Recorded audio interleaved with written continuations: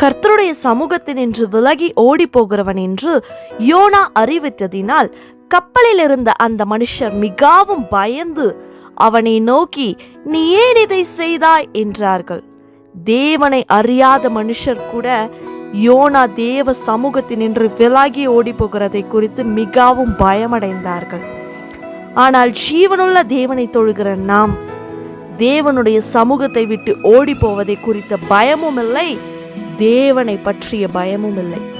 ஒரு கிறிஸ்தவனுக்கு மிகவும் தேவையான ஒன்று தேவ பயம், இழக்கக்கூடாத ஒன்று தேவ சமூகம். தேவ சமூகம் நமக்கு எப்போதுமே பாதுகாப்பை மட்டுமே தரும். தேவ சமூகத்தை விட்டு ஓடும்போது பல ஆபத்துகள் நம்மை தேடி வரும். இன்று நாம் தேவ சமூகத்தை தேடுகிறோமா, தேவ சமூகத்தை நாடுகிறோமா, தேவ சமூகத்தை வாஞ்சிக்கிறோமா? ஆராய்ந்து பார்ப்போம்.